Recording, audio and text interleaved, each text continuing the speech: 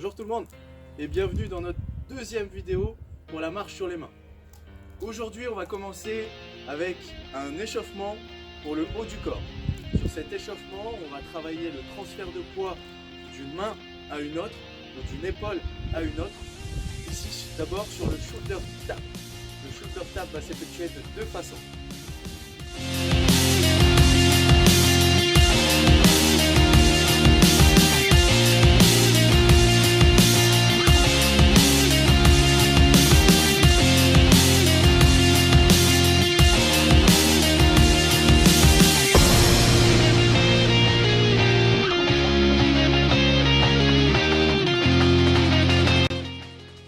Vous avez réalisé vos répétitions en shoulder tap, on va pouvoir passer à l'exercice suivant.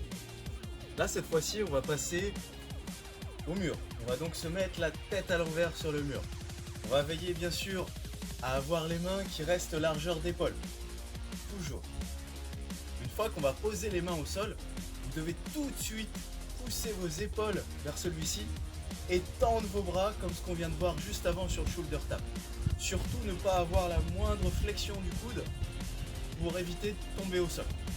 Ce que vous pouvez faire au cas où pour éviter toute blessure ou quoi que ce soit, c'est mettre des coussins autour de vous et autour de la zone où vous allez poser vos mains pour, en cas de saut ou en cas de glissade, avoir les coussins pour m'amortir. Donc déjà ce que je veux c'est de travailler le départ où simplement je vais venir poser mes mains au sol et envoyer ma jambe arrière. D'accord ? Je vais venir poser mes mains au sol et envoyer ma jambe arrière. Dès que je pose mes mains, je tends fort les bras, tout de suite un maximum. Allez, c'est parti.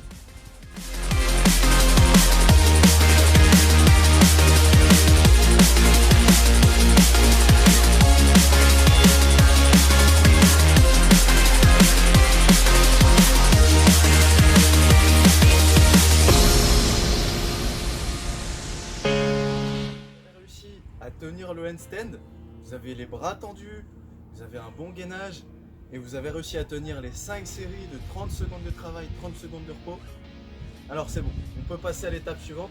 Cette fois-ci, ça devient encore un peu plus dur. Ici, ce que je vais vous demander, ça va être de faire toujours un handstand hold.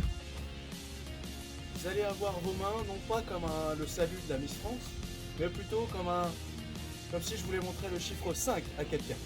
Et je veux que vos deux mains soient comme ça au sol, en 5. Il va falloir que quand vous allez avoir les mains au sol, vous griffiez un peu vos doigts dedans. Et vous cherchez à vous ancrer dans le sol. La deuxième chose à faire, en plus du gainage et des pieds serrés, des fesses serrées, ça va être de rentrer un peu son bassin. On va éviter d'être cambré comme ceci.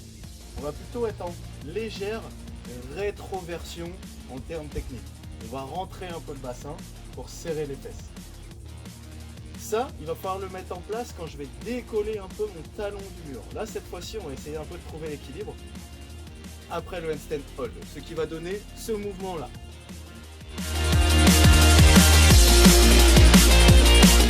Regardez surtout mes pieds en haut du mouvement, parce qu'ils ont besoin de se décoller pour trouver mon point d'équilibre.